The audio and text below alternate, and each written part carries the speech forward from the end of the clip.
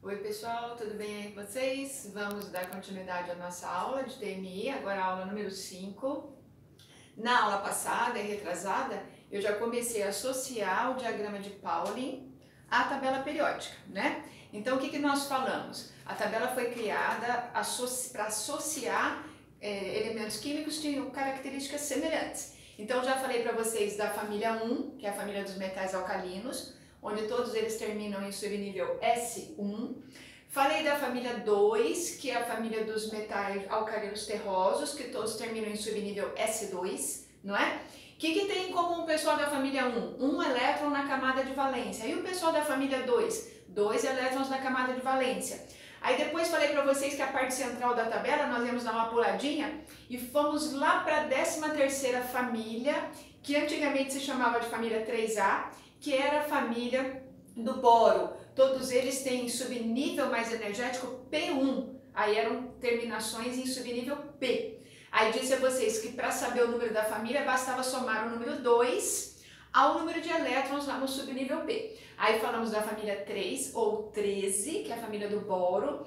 Falamos da família 4A ou 14, que é a família do carbono. E no finalzinho da aula falávamos da família 5A ou família 15, que é a família do nitrogênio. Não foi isso, tá? Então agora nós vamos continuar um pouquinho mais com a distribuição. Novamente peço que vocês tenham aí o diagrama para acompanharem comigo e já a tabela periódica para você já associar o que eu falo, né, com as informações aí que você tem, tá? Bom, então agora vamos fazer o seguinte, vamos fazer a distribuição de um outro elemento, X qualquer, que daqui a pouco a gente descobre quem é, de número atômico 8. Lembrando que daqui para frente a gente trabalha com quantidade de elétrons, né? Então pensando que o número de prótons desse átomo é 8, mas também é 8 o seu número de elétrons, tá? Aí o que eu vou fazer? Usando o diagrama de Pauling, vou fazer a distribuição do número 8. Ficando assim, né? Ó, 1s2, 2s2, até aqui, ó, 2 e 2, 4 elétrons distribuídos, não é? Para 8 falta só 4. O próximo subnível, que é o P, comporta até 6 elétrons, mas isso não quer dizer que eu tenha que colocar 6, vou colocar o que eu preciso para minha medida, né? Então eu vou finalizar aqui, ó, esse subnível em P4, tá? Se eu não quiser puxar as camadinhas, tá? Do jeito que eu fiz nos anteriores, e perguntar para vocês um monte de coisas a respeito desse elemento, eu já consigo descobrir. Se eu perguntar para você assim, olha, quantas camadas eletrônicas ele tem? Com elétrons. Aí você vai olhar nessa lista toda e você vai ver, ó, qual é o maior dos números? É o 1 ou é o 2? É o 2. Então quer dizer que é um átomo que tem duas camadas eletrônicas, tá? Então ele tem a camada K e ele tem representação aqui da camada L também, do nível K e do nível L, primeiro e segundo níveis, não é? Eletrônicos. Aí eu pergunto assim para você, em que família esse elemento está? Aí, mesmo que eu não tenha feito isso daqui, eu consigo responder isso também. Porque ó, o subnível mais energético aqui não é o P? O que eu disse para vocês? Para eu descobrir o número da família, eu olho o número que está em cima do P e somo 2. 4 mais 2, 6. Esse elemento é o elemento da família antigamente chamada família 6A, que agora a gente chama de família número 16. Tá? Então, ó, na camada K tem 2 elétrons, na camada L 2 mais 4, 6. Por isso, eu digo que esse elemento químico, que esse átomo, está na família 6, porque na camada de valência, que é a última camada, ele tem 6 elétrons, tá? Bom, quem são os elementos da família 6A ou da família 16? São esses, ó, não tem nenhum representante no primeiro período, começa pelo segundo período. São eles. Você tem problema. Ou você, eu não. Ou os 7 poloneses. Quem são esses elementos? Oxigênio, enxofre, selênio, telúrio e polônio. Certo? Esse X8 que estamos distribuindo, quem é ele? Esse X8, vamos ver. Ele não tem duas camadas? Ó, o número maior atingido aqui não foi o número 2? Então, ó, não tem ninguém no primeiro período. O número de camadas representa o número de período, lembra disso? É o elemento que está no segundo período. Quem é ele? O oxigênio. Então eu falo que esse átomo X8, ele está no segundo período da tabela periódica na família 6A ou família 16. Então, com a distribuição, a gente consegue descobrir posição do elemento na tabela periódica. Bom, e se ele tem 6 elétrons na última camada, ele não é metal. Lembra-se disso, né? 1, 2 ou 3 na última camada é metais. Não tem nenhum, nem 2, nem 3, com algumas exceções, são todos ametais, tá? Bom, oxigênio, o que você me fala do oxigênio? Para que ele serve? Ele serve só para respirar. Ah, então tá, né? Basta, não é? Ele é no processo de respiração celular, é ele o comburente que queima os nossos alimentos lá na mitocôndria. Lembra disso? Mitocôndria é que faz respiração. Mitocôndria faz respiração celular com o quê? Com oxigênio. Sem oxigênio não há produção de energia, não é? É o oxigênio que faz parte dos processos de combustão, de queima, que a gente vai aprender logo lá em 5. Então, o oxigênio é de fundamental importância para a vida, tá? Enxofre, por exemplo, ele é matéria-prima de uma indústria muito importante, que é a indústria do ácido sulfúrico, que vocês também vão aprender processo industrial do ácido. Então, alguns elementos fazem parte do nosso dia a dia, outros nem tanto, tipo selênio e telúrio, são mais raros, mais incomuns. Polônio, por exemplo, é um elemento radioativo. Então, apesar de serem da mesma família, algumas características não são muito semelhantes. A semelhança está no subnível mais energético. Todo mundo que é da família 6 ou da 16 vai terminar em P4, tá? O subnível mais energético é o P4, tá certo? Tá?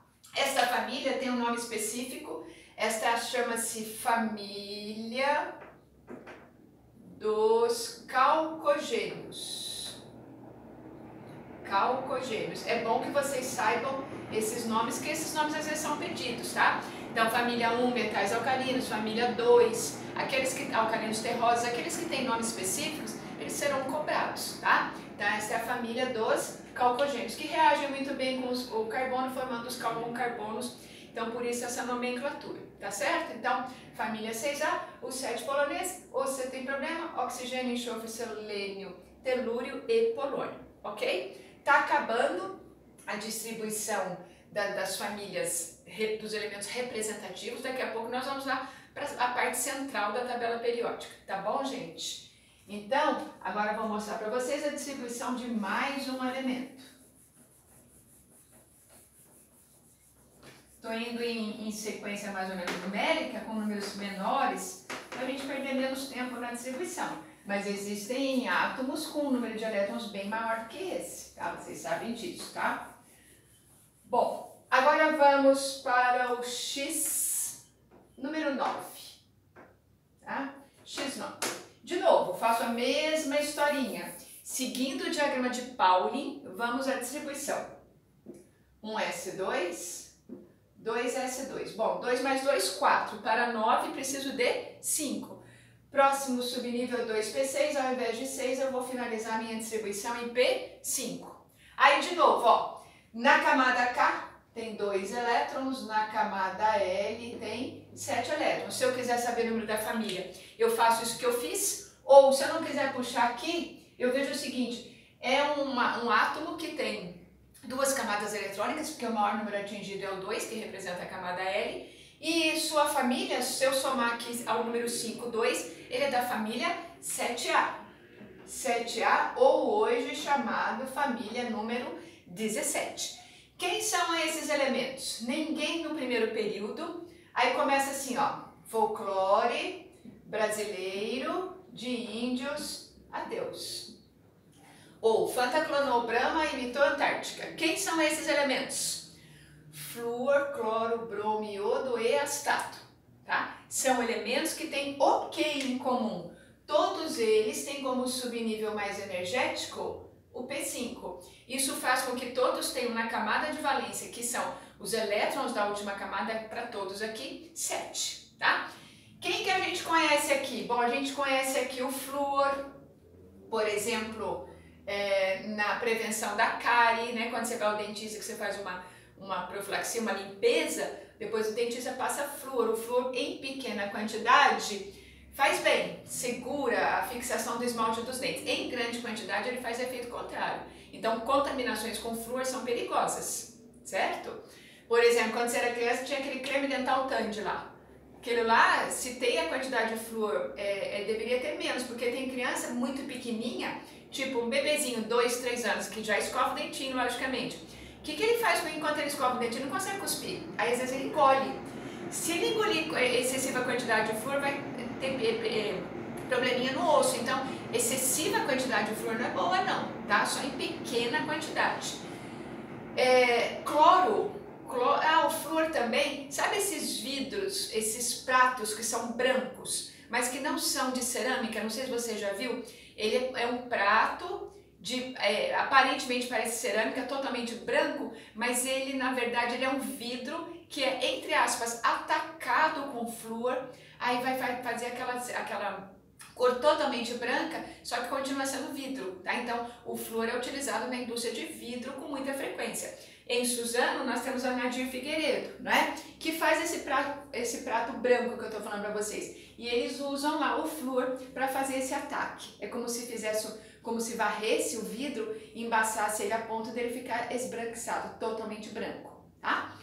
Cloro, por exemplo, ele está presente nos tratamentos de piscinas, né? Que o cloro é agente bactericida, né? Não se fala antibactericida, hein, gente? Anti é aquele que é um inseticida? O inseticida é aquele que mata o inseto. O que é um anti-inseticida? A favor dos insetos. Então, o que é um bactericida? Mata a bactéria. O que é um antibactericida? É a favor da bactéria. Então, não existe a palavra antibactericida para falar que é um atacador. Existe antibacteriano, aí sim. Tá? Então, o cloro é bactericida ou antibacteriano, aí eu posso falar, tá? O bromo, o astato tem utilidades, logicamente, mas no nosso dia a dia nem tanto. Agora o iodo, lembra que eu já falei para vocês? O iodo, nós temos uma glândula aqui no pescoço, que é a glândula da tireoide, que todo dia ela precisa de um pouquinho de iodo para funcionar. Essa glândula, por sinal, é de extrema importância. Ela mexe com um monte de funções do nosso organismo, tá? E a carência de iodo pode dar uma doença que chama bócio. Antigamente aqui no Brasil muita gente tinha, eu digo assim, até a década de 40, meados de 50. Porque o iodo é um mineral que está presente basicamente em alimentos que são frutos do mar.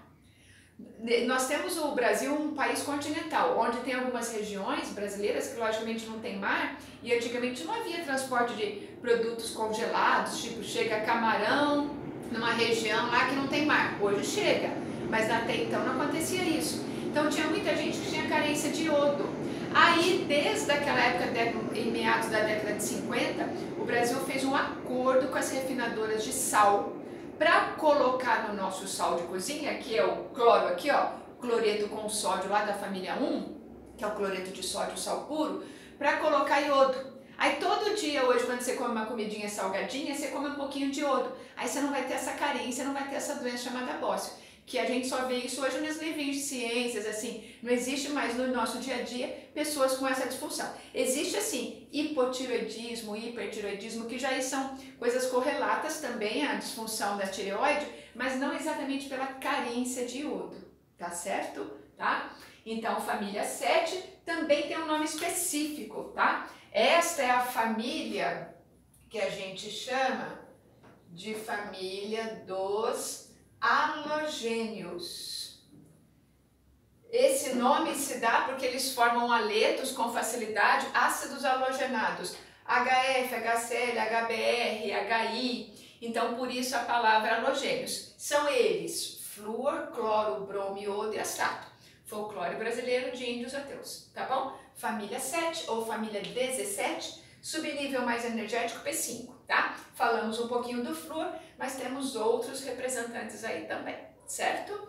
E agora, para a gente finalizar os elementos representativos, que são aqueles que têm subnível mais energético S ou P, nós vamos falar de uma família bem famosa também, que é a última família lá do cantinho direito da tabela periódica, que eu vou usar como representante o X10, tá?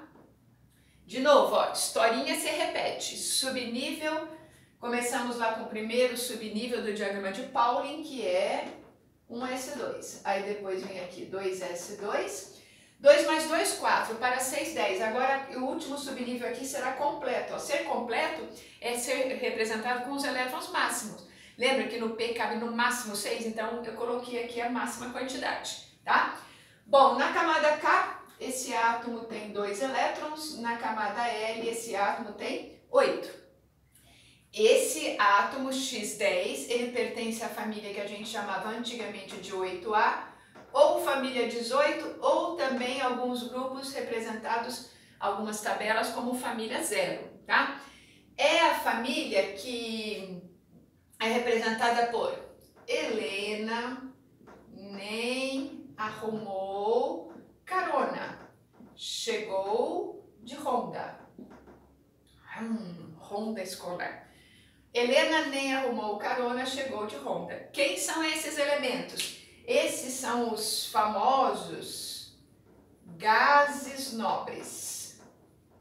Bom, o que tem em comum gás nobre? Todos eles na camada de valência têm quantos elétrons? Tem 8. Com exceção do hélio, tá, gente? O hélio, se você fizer a distribuição dele, na última camada ele tem 2. Mas ele também é um gás nobre. Agora, o que é ser nobre? Eles podem ser chamados de gases nobres ou inertes. O que é ser inerte? Parado, estagnado. Por que eles são chamados gases nobres ou inertes? Se eu pegar, por exemplo, o sódio, lá da família 1, e o cloro da família 7, e juntar os dois, vai dar o sódicozinho. Se eu pegar hidrogênio e oxigênio, vai dar água, não é isso? Agora, se eu pegar qualquer um desses elementos aqui, qualquer um deles, e tentar fazer mistura deles entre si ou com outro elemento, isso não acontece naturalmente. Pode até ser que existam algumas pesquisas que garantem algumas ligações entre esses elementos, mas naturalmente, em condições normais, não acontece mistura. Por que isso? Os cientistas acreditam que seja pelo fato de todos eles terem na camada de valência, na última camada, 8 elétrons. Isso garante a eles estabilidade. Os outros átomos todos, vocês vão ver isso logo em ligações, eles tentam se misturar para ficarem estáveis. O que é ficar estável? Com 8. Então um vai doar elétrons, o outro vai receber. Isso você aprendeu já em psico. Você sabe que o carbono, que tem 4 elétrons na última camada, precisa fazer 4 ligações. Lembra disso? Para ficar estável. Então qualquer outro elemento que não seja gás nobre faz de tudo no momento de ligação para ficar com 8. Quando eles ficam com 8 elétrons, que é a chamada teoria do octeto, eles se estabilizam, ou seja, ocorre a formação do produto. Então, acredita-se que seja pelo fato de todos aqui terem 8, faz com que eles sejam inertes, estáveis, não precisam se misturar, tá? Então, por exemplo, quando você tem o oxigênio está na família 6, a gente falou agora há pouco dele, lembra do C tem problema? Então, o oxigênio, se ele tem 6, ele precisa de 2 elétrons. Aí, para fazer o gás oxigênio, junta-se 2, faz uma ligação covalente, igual aquelas lá de 5. Agora, esses aqui todos são gases, o próprio nome aqui já diz, só que eles não precisam nem do outro. Por exemplo, aqui na sala, o gás oxigênio que está voando são 2 Ozinhos juntinhos, assim, ó, para eles ficarem estáveis. Agora, aqui na sala, se tiver gás nobre, o hélio, o neônio, qualquer um deles ele já é estável, já se transforma em gás, ele não se quebra, não deixa de existir, mesmo sozinhos. Então, existe uma molécula gasosa de Ne, de neônio voando. Ele não precisa de outro átomo para ficar estável, tá? Mas eles são muito úteis. O hélio, por exemplo, é usado naqueles balões dirigíveis, aqueles balões bonitos que tem aquele cesto que as pessoas fazem passeios. Então, o combustível que, quando aquecido, o gás fica mais leve e faz o balão flutuar. E quando você quer fazer o balão descer, é o gás hélio. O neônio, o argônio, o criptônio, o xenônio, o radônio, eles são bastante utilizados nas indústrias de lâmpadas. Sabe essas lâmpadas coloridas, tipo na letreiro de um comércio, uma padaria, pães e doce, sei lá, que é azul? Que lá não é o vidro azul. É dentro daquela lâmpada tem um gás que, quando ativado, fica os átomos, os elétrons tudo agitadinhos, então eles ficam mudando de camada eletrônica. Então eles vão e voltam entre as suas camadas, e quando eles voltam, eles liberam a energia na forma de luz. Então existe a possibilidade de fazer lâmpada que libera luz azul, rosa, verde, vermelho, usando, por exemplo, os gases nobres, tá? Então, eles são de bastante utilidade nas indústrias, na indústria de lâmpadas, por exemplo, de lâmpadas de luz colorida, tá? E o hélio, por exemplo, para os balões dirigíveis. Então, aqui falamos de todos os elementos da família A da tabela periódica, tá? Então, vamos fazer uma lembrancinha aqui rapidinho de todos os grupos A que nós falamos. Então, a tabela, ela é dividida mais ou menos assim, né? Então, ó, já falamos aqui da família 1, 2, tá? Alcalinos terrosos, já falamos da família 3 do boro, 4 do carbono, 5 do nitrogênio, 6 do oxigênio, 7 do flúor e 8 aqui dos gases nobres. Na verdade, é 1, 2, 13, 14, 15, opa, deixa eu melhorar isso aqui, família 15, 16, 17 e 18, tá? Aqui, as duas primeiras famílias, subníveis mais energéticos, S1 e aqui S2. Aí aqui eram P1 até P6, tá? Família 14, P2, P3, P4, P5 e P6. Esses elementos são os elementos chamados representativos, tá? Família 6, calcogênios, família 17, halogênios, família 18 ou 8A, gases nobres, tá? São os elementos representativos. E agora vamos falar um pouquinho dessa parte central da tabela, né, ó, que ficou por nós, entre aspas, esquecido. Agora nós vamos nesses elementos, que são os elementos que nós chamamos de transição. Gente, o que significa transição? Transição significa mudança. Então, são elementos que sofrem constantes mudanças, que têm variações, tá? Então, por isso a palavra elemento de transição. Para representar um deles aqui, eu vou falar do X21. Distribuição eletrônica do X21. Tá bom? Bom, olha só, gente, ó, X21. De novo, vou fazer a distribuição seguindo Pauli. 1S2, 2S2, 2P6, 3S2, 3P6, 4S2.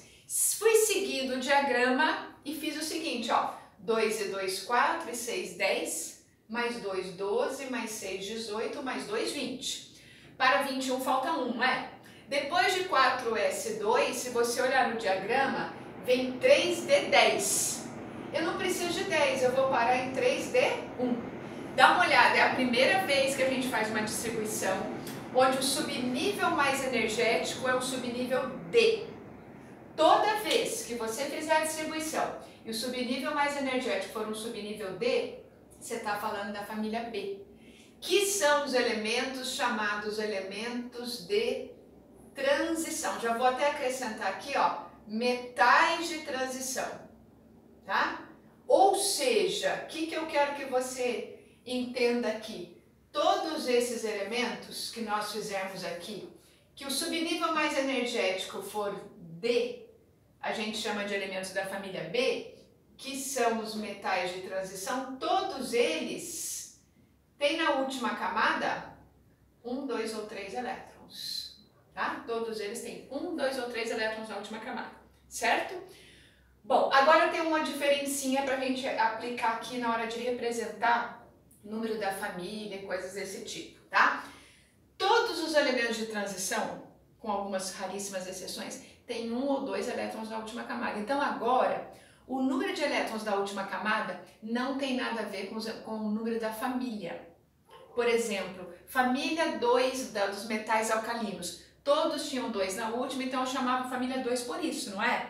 Agora não. Agora, para eu dar o número à família, eu vou fazer o seguinte, pergunta assim para você. Esse elemento X21 está em que família da tabela? Você vai olhar a linha de distribuição e vai parar aqui no último subnível. Qual que é o último subnível? Não é 3D1?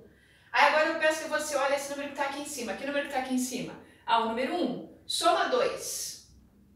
Que 2 é esse? É o 2 daquele que já passou, que eu falei para vocês. Quanto é 1 mais 2? É 3. Eu vou falar o seguinte, esse elemento ele está na família 3B da tabela ou família número 3. Lembra que a tabela vai de 1 a 18, estamos agora falando da família 3, que eu falei da família 1, da 2, depois eu pulei lá para 13, lembra disso? Deixei o centro da tabela para depois, chegamos nele. Então eu estou falando da família 3B ou 3. Aí eu pergunto assim para vocês, esse elemento que está na família, vou colocar mais aqui no cantinho, 3B ou 3, ele está em que período da tabela? Aí você vai olhar essa linha aqui de novo. Aliás, o diagrama de Pauli é tudo para a gente encontrar informações, né? Olha nessa linha de novo. Qual dos números aqui é o maior? É esse aqui, ó, é o 4. Cheguei ao 4, lembra naquela escadaria que ela sobe e desce lá no diagrama? Cheguei ao 4, quer dizer que eu tenho 4 camadas eletrônicas. Tem elétrons na camada K, na L, na M e na N. Se eu cheguei na N, eu estou no quarto período, tá?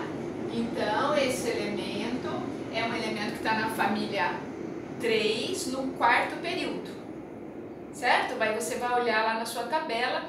Na sua tabela, nos elementos B, eles começam no quarto período, tá? Então, a família B não tem nenhum representante no primeiro, nem no segundo, nem no terceiro. Começa no quarto. Então, esse é o primeiro elemento da família 3. Aí eu pergunto assim, outra coisa. Quantos elétrons há nessa camada de valência, na última camada? Aí você vai tomar um cuidado muito especial, que você vai fazer o seguinte, ó. Esse número 1 aqui é a camada K, não é? 2 elétrons representantes. Esse número 2 e esse também, juntos representam o segundo nível, L. Que tem quantos elétrons juntos? Ó, 2 e 6, 8. Agora vamos procurar os números 3, que é o terceiro nível, tá?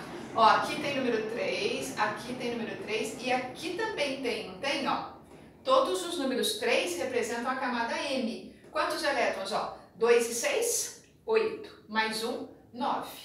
Tá? Então, agora na penúltima camada, cada um vai ter um número diferente. Por isso a transição, as diferenças. E agora, ó, o nosso último representante, que é a camada N, é o 4. Ó, 4. Quantos elétrons você vê aqui? 2.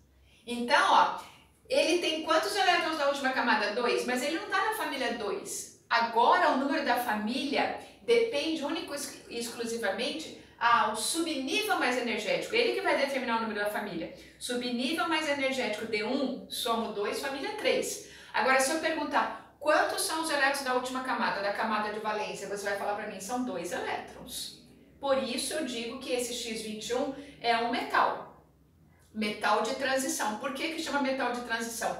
Toda vez que uma distribuição eletrônica finalizar em subnível D, é a família que antigamente chamava-se família B, que são os metais de transição, tá? Hoje a gente não usa mais a família A e B. Tem exercício que coloca, por isso que eu acabo fazendo de novo. Hoje eu falaria simplesmente que ele é da família 3, metal de transição, tá?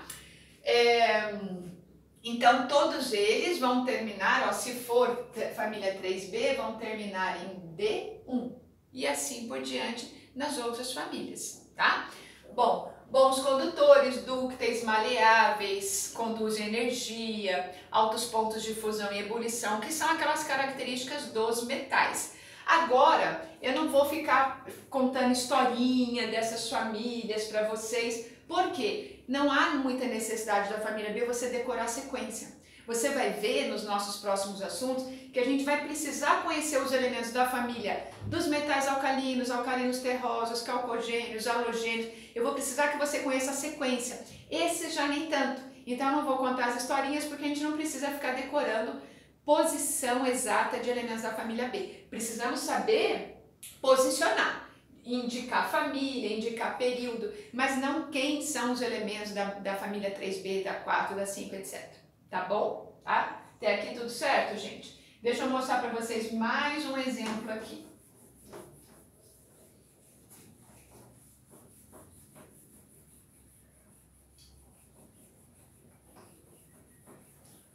Se eu tiver, por exemplo, essa distribuição aqui, ó. X26. Aí eu ponho lá assim, 1S2, 2S2, 2P6, 3S2, 3P6, 4S2. Aí agora vai terminar em 3D6, tá bom?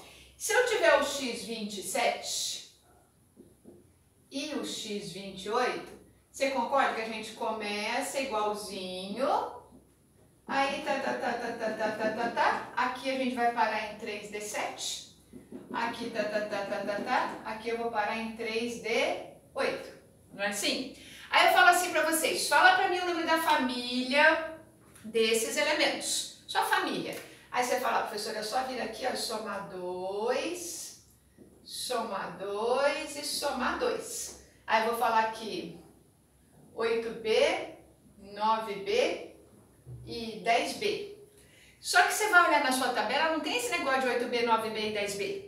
Existem tabelas mais tradicionais em que toda vez que a distribuição eletrônica terminar em D6, D7, D8, existe uma maneira seguinte, ó. Você não vai ver a representação 9B e 10B, mas você vai ver 3 colunas no centro da tabela representadas como 8B.